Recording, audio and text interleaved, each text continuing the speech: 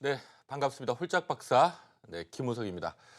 자, 이 시장에 대한 불안감들이 너무 많으실 것 같아요. 오늘 저 긴급하게 도대체 시장이 왜 이렇게 빠졌는지 또 앞으로 어떻게 흘러갈 건지 긴급하게 시황을 좀 진단해주는 시간 여러분들과 함께 할까 합니다. 자, 먼저 시장부터 바로 좀 들여다보고 가도록 할게요. 우리 트럼프 대통령이 이끄는 이 글로벌 증시 도대체 뭐 어떤 흐름이 흘러가고 있는지 뭐 하나씩 좀 보도록 하겠습니다. 자, 먼저 한국 증시 리뷰부터 좀 보면은요. 지난해 10월 달에도 비슷한 일이 있었죠. 미국과 중국 간의 어떤 무역 분쟁이 터졌었는데요. 지난해 10월 달 미중 간의 어떤 무역 협상을 바로 앞두고 이 중국 쪽에서 협상단을 이끌고 이제 막 워싱턴으로 가려고 하던 그 시점에 방문 하루 전에 미국 트럼프 대통령이 관세를 부과를 해버렸고요. 중국 입장에서는 뭐 이 상태로는 협상을 할 수가 없다 하고 방문을 취소해버린 사태가 나왔습니다. 바로 그 시점이 지난해 10월 달이었고요. 뭐 어찌 보면 상당히 또 이 돌발 사태가 터지다 보니까 당시 시장이 2,350포인트에서 그냥 곧바로 작년 10월 말에 2,000포인트까지 끌고 내려가는 자, 이런 모습이 나왔는데 자, 이번 주도 지금 똑같은 일이 지금 벌어지고 있습니다. 음, 미중 간의 무역 협상, 막판 협상을 앞두고 이 트럼프 대통령이 주말에 이 트윗을 통해서 중국에다가 관세를 때리겠다라는 예고를 했고요. 중국도 거기에 대해서 굉장히 좀 뭔가 불편한 표현을 할 수밖에 없었겠죠. 자, 요게 그나마 이번 주 이틀 정도는 설마 뭐 그런 사태까지 가겠느냐 하고 시장이 그래도 좀 조정은 받았습니다만은 좀 안정을 찾는 듯한 모습이었는데 자, 오늘 일단 시장이 그냥 곧바로 내려앉아 버렸습니다. 뭐 트럼프 대통령이 오늘 여러 가지 뭐 플로리다에서 어떤 거 연설 내용들도 막 전해주고 하면서 분위기가 간세를 때리는구나라는 분위기로 지금 가버린 것 같고요. 이게 오늘 증시를 크게 끌고 내려가는 이런 모습이 나와버렸습니다. 자, 어쨌든 지금 우리 뭐 한국 증시뿐만 아니라 이 미중 간의 무역 마찰 때문에 전 세계가 같이 영향을 받고 있어요. 한번 훑어보면은요. 어, 야, 지금 현재 보고 계신 그림이 이제 미국과 일본 이제 선진국 증시고요. 아래가 이제 중국과 한국 이머징 증시인데 흐름이 보니까 뭐 지난해 연초부터 시작해서 최근까지 주가 흐름인데요. 미국과 일본이 약간 비슷한 방향을 타고 중국과 한국이 다소 유사한 방향을 타고 있다는 거 아마 느끼실 겁니다. 아마 시장의 자금이 뭐 선진국 증시 쪽으로 이동을 했다가 또 이머징 쪽으로 갔다가 네, 왔다 갔다 하는 흐름에서 이런 흐름이 나오는 건데 다시 한번 제가 큰 줄기 흐름을 좀 보면은요. 지난해 연초에 미국 국채 금리가 급등하면서 전 세계 증시가 한번 조정을 받았던 시기가 있었죠.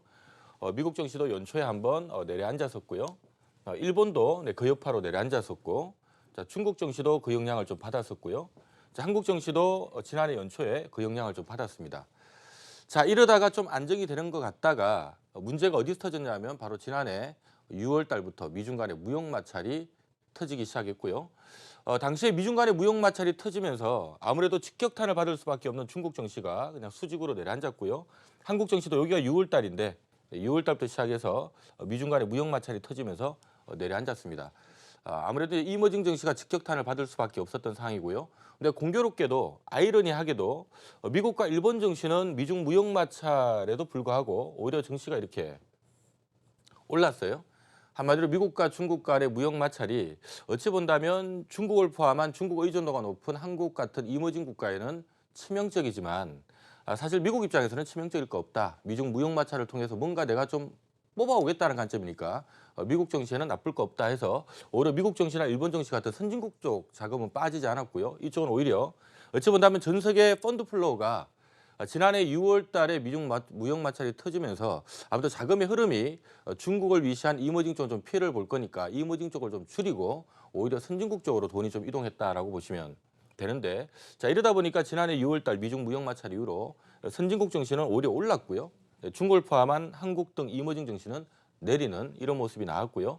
자, 이러다가 그나마 뭐 미중 간의 무역 마찰이 이렇게 거세게 확대되기보다는 그래도 만나서 좀 수습을 하겠지라는 기대감에 조금 우리 코스피를 기준으로 보면 2,300 이하에서 하방을 좀 잡다가 바로 작년 10월 달이죠.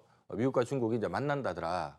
이제 만남의 자리에서 뭔가 합의를 이끌어내지 않을까라는 기대감에 살짝 들어올리는 모습이 지난해 10월 달 앞두고 9월 달에 좀 올라왔었는데 자, 문제는 못 만나버렸죠. 트럼프가 만나기 하루 전날 관세를 때리고 중국은 방문을 취소해버리고 하면서 우리 한국 증시가 요동을 쳤습니다만은 결국 뭐 이런 부분들이 중국 증시를 끌어내리는 모습을 줬고요. 자, 한국 증시도 끌어내리는 모습을 줬는데 이때는 조금 달라진 부분이 하나가 있습니다.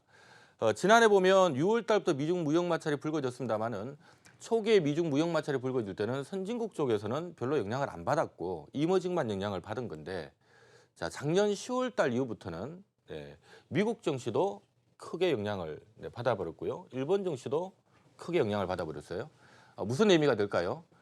미중 간의 무역 합의가 결과적으로 원만하게 진행되지 않고 이게 뭐 파국으로 치닫는 모습을 가다 보니 자, 이것은 어찌 본다면 중국에는 사실 상당히 치명적인 영향을 위험 요소를 줄 수가 있는 거고요. 이렇다면 중국 의존도가 높은 한국을 포함한 이모진 국가 전체에 영향을 줄 수 있는 부분인데 이건 바꿔 말하면 전 세계 절반이 위험해질 수 있다는 얘기입니다. 이 얘기는 미국도 무사하지 못할 걸, 즉 선진국들도 미중 간의 무역 마찰에서 자유롭지 않다라는 부분이 결국 시장을 끌어내리는 모습을 줬었고요.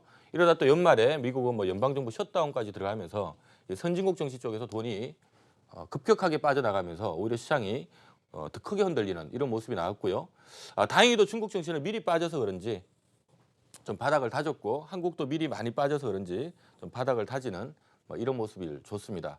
자, 이러다가 이제 올해 들어서 지금 2019년 들어서 지난해는 사태를 좀 키우는 과정이었다면 아무도 미국이 뭐 내년 그러니까 2020년 11월 달에 대선도 있는데 뭔가 2018년도에는 사태를 좀 키웠다면 2019년도는 대타협은 없더라도 이제 완만하게 이제 미중 간의 무역 마찰을 좀 완화시켜 나가지 않을까, 즉 수습하는 과정을 거쳐가지 않을까. 자, 이런 기대감에 누가 가장 큰 수혜를 볼까요? 사실 미국이 가장 큰 수혜를 보겠죠.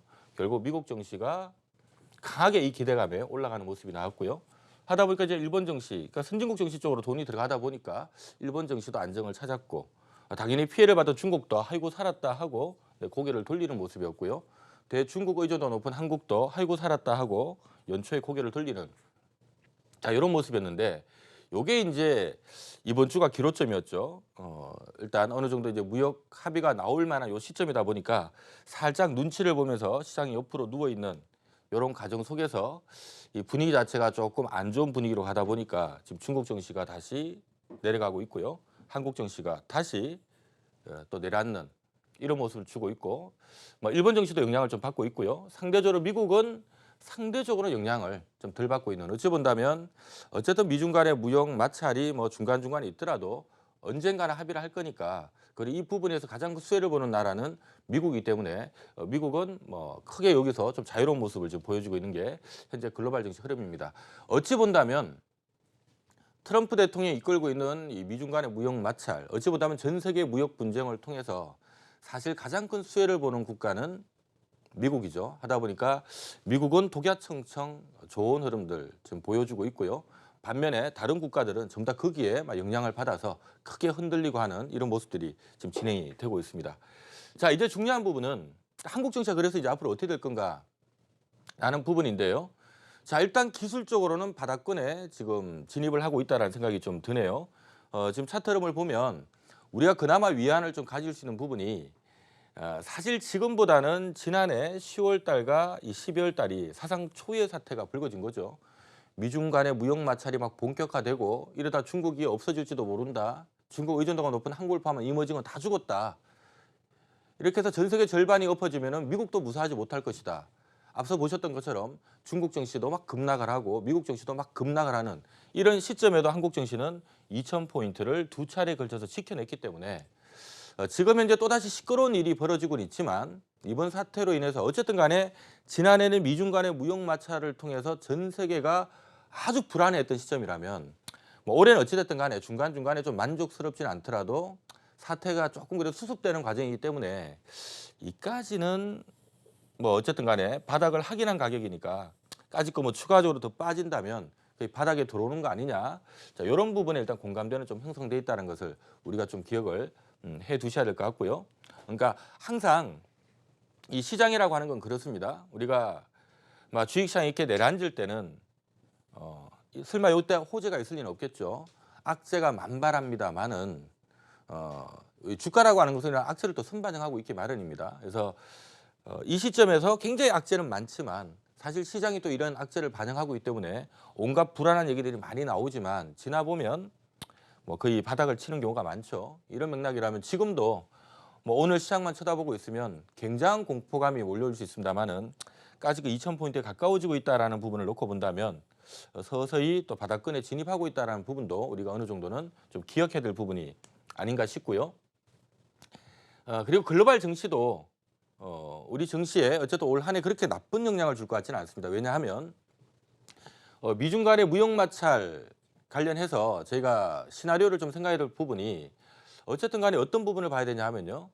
미국은 내년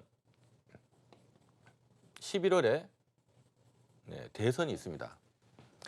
그냥 상식선에 좀 생각을 해보면요. 우리가 주가라고 하는 것도 기업들 돈 많이 벌면 주가 올라가고 돈 버는 게 멈추면 행보하고 돈 버는 게 줄면 주가 떨어지듯이 우리가 사실 이제 미국 증시를 바라보는 시각도 좀 상식선에 생각을 해볼 필요성이 있습니다. 지금 2018년 지난해부터 시작해서 트럼프 대통령이 전 세계를 대상으로 해서 무역 분쟁을 일으키고 있는데 왜 그럴까? 뭐 제가 트럼프 대통령이라면 2020년 11월 미국 대선을 통해서 대통령을 한 번 더 해야 되는 입장인데 이게 지금 대통령 한 번 더 하려면 어떤 상황이 펼쳐져야 될까요? 아마 2018년도보다는 2019년도, 또 2019년도보다는 2020년도 미국 경제가 지금보다 좀 더 탄탄하고 미국에 상장돼 있는 기업들 돈도 지금보다 좀 더 많이 벌고 이래서 관련 기업들 주가도 좀 오르고 그래서 증시도 좋고 이러면 뭐 대통령 잘 뽑았네 하는 분위기가 형성돼야만이 재선에 성공을 하지 않을까요? 자, 그렇다면 제가 트럼프 대통령이라면 아무래도 2020년 미국 경기를 위해서 뭔가 희생양이 좀 필요할 수도 있을 것 같다. 어찌 본다면 전 세계를 대상으로 해서 어떻게 보면 글로벌 넘버원인 미국이 사실 자생적으로 경기가 좋아지기가 좀 쉬운 상황은 아니기 때문에 전 세계를 대상으로 해서 뭔가 좀 양보를 얻어낼 가능성이 높다. 한마디로 그동안에 우리가 미국이 전 세계를 대상으로 소비를 많이 해줬으니까 뭔가 이제는 너네도 좀 양보를 해라 하면서 이 중국을 대상으로 해서 관세 전쟁을 일으킨다든가 또는 사실 중국뿐만이 아니죠. 유럽이나 일본, 한국들까지 다 타겟팅이 지금 되고 있는 상태인데 자 어쨌든 상식선 생각하면 트럼프 대통령 입장에서는 내년 11월 대선이 있기 때문에 만약에 내년에 미국 증시가 폭락을 해버리고 전 세계 경기가 안 좋고 미국 증시가 폭락하고 이런 사태 나오면 내년 대선이 쉽지는 않을 겁니다. 그렇다면 바꿔 말하면 내년에 미국 경기가 안 좋고 미국 증시가 막 폭락을 하려면 어떤 시나리오가 필요할까요? 미국과 중국을 포함한 미국이 전 세계로 대상으로 지금 펼치고 있는 이 무역 분쟁이 한마디로 사태를 수습하지 못하고 더 사태를 키워버림으로 인해서 결국 중국이 망가지고 중국 의존도가 높은 한국을 포함한 이머징 전체가 망가지고 전 세계 절반이 망가져서 결국 미국도 망가지는 이런 사태가 나와버리면 아마 내년 대선은 쉽지 않을 겁니다. 이 얘기는 바꿔 말한다면 결과론적으로 2020년 성과를 위해서 2018년도는 사태를 좀 키웠을 가능성이 높고요. 자, 2019년도는 아직 시간이 필요합니다. 내년 11월 달까지 아직 대선 기간은 있기 때문에 일단 2019년도에 뭐 우리가 모두가 희망하는 대타협까지는 없더라도 부분적으로 조금씩 수습을 해 나갈 가능성이 있고 실질적으로 2020년도는 성과물을 뽑을 수가 있다. 그 얘기는 무슨 얘기가 될까요? 실질적으로 미국 증시는 올해나 내년 증시는 꽤 괜찮을 가능성이 있다는 얘기가 되고요. 자, 그렇다면 중국 같은 경우는 지난해 최악을 보냈지만 어쨌든 미국하고 원만하게 합의를 하게 되면 좀 피해는 있겠지만 어쨌든 없어질 뻔하다가 살아나는 이런 분위기니까 최근에 그런 것처럼 아이고 다행이다 하고 올라갔다 또다시 내려앉고 있지만 또다시 다행이다 하면서 분위기를 중국도 올 하반기나 내년도에 좀 살아날 가능성이 있다는 얘기고요. 자, 이렇게 된다면 아무래도 뭐 대한민국은 대부분의 상장기업들 수출하는 기업들이고 주로 미국으로 수출하거나 중국으로 수출해서 먹고 사니까 한국도 그런 흐름을 좀 따라갈 가능성이 높지 않겠느냐. 이런 맥락으로 놓고 본다면 당장은 지금 힘든 상황이지만 어찌 본다면 조금만 기간을 저희가 좀 놓고 본다면 이 시장이 이대로 내려앉을 시장은 아닐 것 같다라는 말씀을 좀 드리고 싶고요. 거기다가 우리가 또 기본적으로 뭐 수급 측면이나 실적 측면에서 제가 놓고 봐도 요 위에 있는 게 원달러 환율이고요. 아래가 이제 코스피 종합주가 지수인데 제가 그동안 이 시간을 통해서 한국 증시랑 환율을 굉장히 좀 주목해야 된다는 얘기를 많이 드리고 있습니다. 왜냐하면 대한민국의 외국인들의 기여도가 굉장히 높아요. 현물 시장의 거의 한 35%가 외국인들이 지고 흔드는 시장이고 특히 선물 시장은 거의 외국인들이 갖고 노는 시장이 대한민국 주식시장입니다. 하다 보니까 이 외국인들의 움직임, 특히 달러 자금에 아주 민감한데 중요한 부분은 외국인들 입장에서는요. 달러가 올라가게 되면 내가 산 주식이 가만히 있어도 마이너스가 나고 달러가 빠지게 되면 내가 샀는 주식이 가만히 있어도 수익이 난다는 걸 우리가 기억을 하셔야 됩니다. 지금 무슨 얘기냐 하면 외국인들의 수급은 단기적으로는 이 달러와 좀 반대 흐름을 칠 수밖에 없다. 우리가 과거 주식시장 본 것처럼 원달러 환율이 이렇게 쭉 떨어지면 주식시장은 급등을 하고 이게 장기적으로 떨어지면 주식시장은 장기적으로 올라가고요. 자, 쭉 빠지면 급등을 하고 뭐 누워 있으면 같이 누워버리다가 이게 이렇게 좀 안정이 될 때 올라가다가 또 이렇게 올라가면 또 떨어지고 하는 게 그냥 우리 주식시장은 이런 달러에 정확하게 반대로 움직이는 특성을 갖고 있어요. 아무래도 이제 위기가 발생하면 시장의 돈이 안전자산 쪽으로 이동하다 보니까 달러 쪽으로 돈이 가면 달러가 좀 강세를 보이겠죠. 우리가 흔히 말하는 뭐 IMF 외환위기라든가 9.11 테러 또는 뭐 미국 금융위기라든가 또는 2015년 말에 미국이 금리를 또 올리면서 쇼크를 줬을 때라든가 또는 지금 미중 간의 무역 마찰이 다시 커지는 이런 시점 아무래도 돈이 달러 쪽으로 몰리다 보니까 달러가 강세가 보일 수밖에 없고요. 이때 항상 증시는 조정받습니다만은 이 구간에 동그라미를 이렇게 쳐놓고 보면 거의 다 뭐 증시 바닥권을 만들어내고 있다는 것을 우리가 확인할 수가 있고요. 지금 현재 이 달러가 올라가는 부분이 뭐 여러 가지 좀 복합적인 부분들이 있긴 합니다만은 어쨌든 미중 간의 무역 마찰이 글로벌 금융 위기 사태까지 확대되는 이런 파국으로 가지는 저는 않을 거라 보고 있기 때문에 이 달러가 막 계속 이렇게 올라가기보다는 1,200원대 언저리 오면 거의 단기 상투를 만들 가능성이 높고 그 얘기는 그 시점이 증시가 바닥이 될 가능성이 높다라는 측면에서 수급 측면에서도요. 지금 미중 간의 무역 마찰이 막 터지다 보니까 달러가 강세를 보이고 우리 한국경이 좀 끼고 있지만 결과적으로 또다시 어쨌든 올 한해는 미중 간의 무역 또 마찰이 파국으로 치닫기보다는 중간중간에 또 수습하는 과정을 거치겠다 하게 되면 또 달러가 내려오게 되고 이러면 정신이 또 올라가는 이런 흐름을 탈 거니까 이런 맥락에서 놓고 본다면 오히려 위기가 증폭되고 있는 시점이 지금이 오히려 기회가 될 수 있다는 것도 우리가 기억을 해야 되고 자, 또 하나는 제가 이 말씀 드렸죠.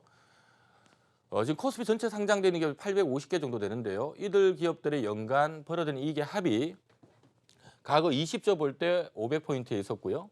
40조 볼 때 900포인트에 있었고 70조 볼 때 한 1,500까지 갔다가 원래 2,000까지 갈 시점이 아니었는데 이때는 한번 펀드 열풍이 불어서 한번 거품이 물었던 시점이고요.